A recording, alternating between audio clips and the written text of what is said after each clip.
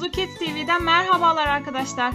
Bugün sizlere siyah slime nasıl yapılır onu göstereceğim. Bugün yapacağımız slime Barrel O slime tekniğiyle yapılacak. Bu sebeple arkadaşlar iki farklı kaba ihtiyacımız var. Birincisinde slime'ımızın temel maddelerini hazırlayacağız. İkincisinde de borakslı suyumuzu hazırlayacağız. Arkadaşlar ben bugün siyah slime'ı yaparken şöyle bir guaj boya kullanacağım. Tercihen siz de başka ürünler kullanabilirsiniz. Ancak guaj boya çok fazla etrafa bulaşmadığı ve temizlenir olması özelliğiyle ben bunu kullanmayı tercih ettim. Şöyle göstereyim. Guaj boyamızı ben önce suyla iyice erittim. Çok az bir miktar kullandım. Birazdan bunu slime'ımızın içerisinde kullanacağız. Hemen arkadaşlar 2 bardak kadar geliyor bu su. Yani bu bardağım benim biraz büyük. O yüzden bunu kullanıyorum. Önce borakslı suyumuzu hazırlayacağız bir kenarda. Çok az bir miktar boraks kullanmam yeterli olacak. Şöyle göstereyim, beyaz zaten. Boraksımızı da 1 çay kaşığı kullanarak ekleyebiliriz. Ekleyeceğim miktar da arkadaşlar bu kadar.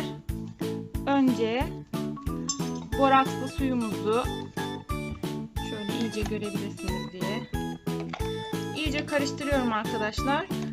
Suyun içinde boraks iyice erisin.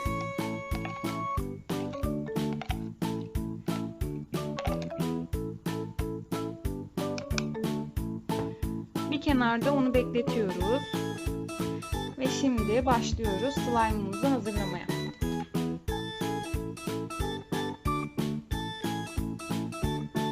Arkadaşlar ben zıp zıp oyun jelini kullanıyorum ama sizler istediğiniz bir marka sıvı yapıştırıcı kullanabilirsiniz. Bunu da çok fazla soruyorsunuz.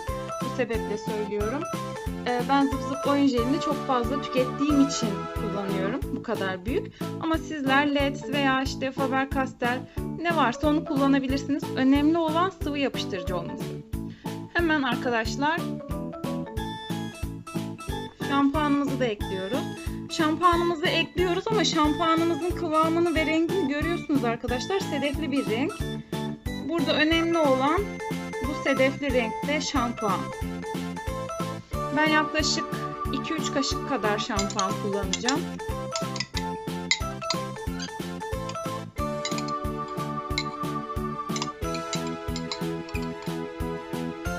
Bu arada farkındaysanız su eklemedim. Çünkü zaten suyun içerisinde yüzecek.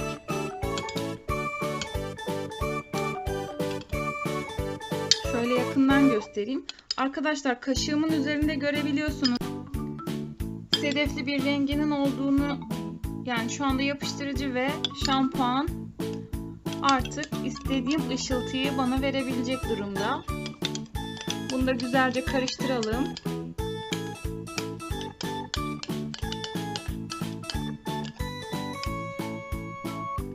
Ve şimdi arkadaşlar daha önce şöyle göstereyim sizlere, iyice siyah görünüyor. Çok fazla kullanmadım. Yani şu kadar bir parçayı ben suda erittim. Şöyle hatta içinde de kalmasın. Çünkü daha sonra kullanmayacağım.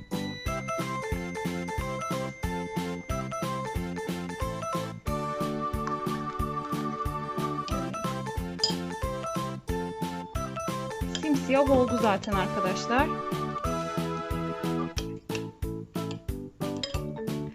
Şu anda aslında siyah olan slime'ımın içerisinde şampuanımın o ışıltılı halini görebiliyorum. Hadi iyice karıştıralım ve sonra bu güzel karışımı borakslı suyun içerisine dökelim.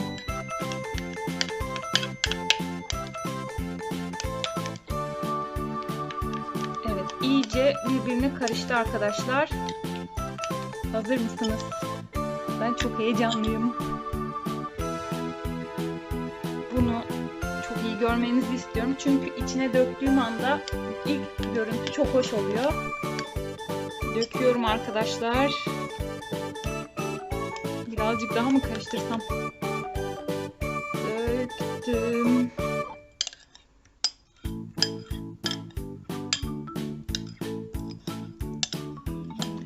Arkadaşlar döktüğüm ilk andaki görüntü gerçekten çok farklı oluyor. Şöyle göstereyim. Bir kara bulut gibi hiç dağılmıyor. Şimdi ben bununla oynadıkça bu boraksı içine alacak. Ama çok oynamak istemiyorum çünkü ne kadar çok oynarsam o kadar sertleşir. Şu anda akışkan bir kıvamda.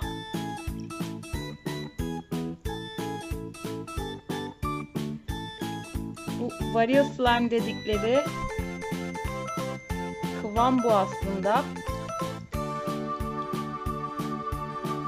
Ben böyle akışkan bir halde olmasını istiyorum. Yeter artık borakslı suya düşmesin. Şöyle. Yerinde duramıyor arkadaşlar.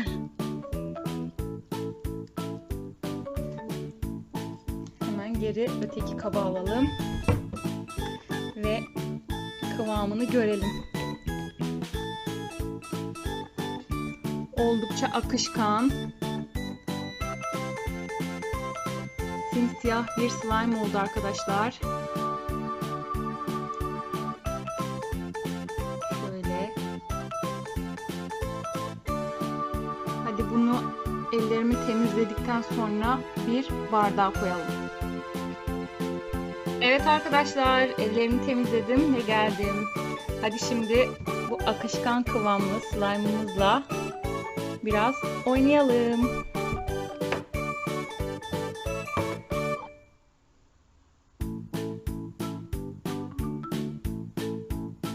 Kıvamı diğer slime'larımızdan oldukça farklı arkadaşlar. Çok akışkan bir kıvama sahip. Gerçekten ben çok beğendim. Farklı bir slime yaptık yine. Görüyorsunuz hemen ayrılıyor. Toparlanabiliyor.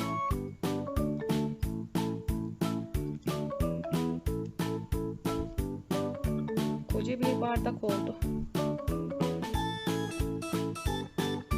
Arkadaşlar görüntüsü siyah olması dolayısıyla çok hoş olmasa da kokusu şampuanımız sayesinde çok güzel, her zamanki gibi. Bakalım slime'ımız nasıl renk veriyor mu acaba masamıza, beyaz masamıza? Yine toparlanabiliyor. Kara bir delik gibi beyaz masamızın üzerinde yayıldıkça yayılıyor arkadaşlar. Bakalım. Renk vermiyor. Sadece benim elimden parçalar. Slime parçaları. Hadi toparlansınlar.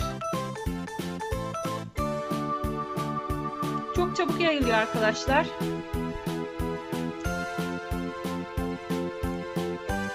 Ve bakalım toparlanıyor.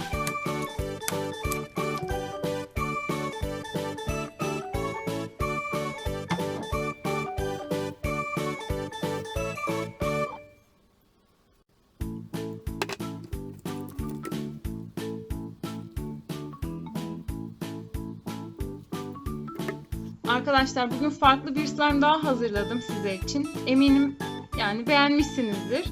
Çünkü ben çok beğendim gerçekten. Bu akışkan hali tıpkı bir petrol gibi yayılıyor etrafa. Ve çok çabuk toparlanabiliyor.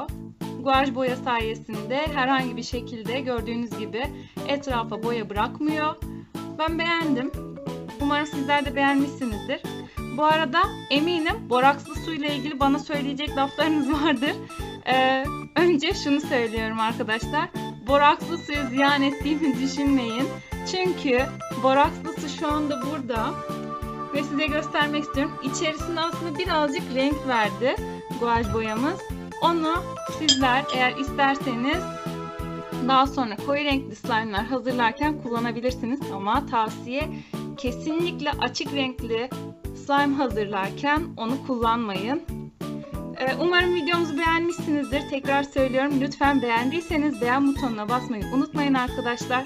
Kanalıma abone olarak beni takip edebilirsiniz. Bugünlük bu kadar. Hoşça kalın.